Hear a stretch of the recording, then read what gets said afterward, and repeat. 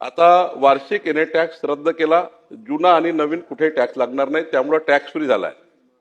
जुने एनए झाले असतील, जुने बांधकाम झाले असतील, नवीन बांधकाम होणार आहे त्यांना एनए टॅक्स लागणार नाही. एनएची अट काढून टाकली आहे, कुठेही एनए करता जावं लागणार नाही.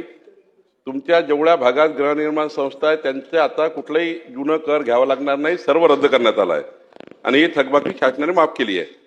आता एकच आहे अध्यक्ष महोदय, याच्यामध्ये आपण जी आता या लोकांना 1 वर्षाची एक मुदत अशी दिली आहे की रूपांतरण टॅक्स भरला लागेल.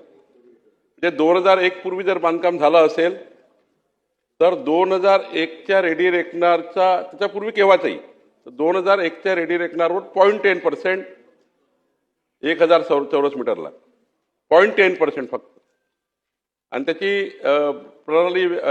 प्रणाली आपण डेव्हलप केली आहे.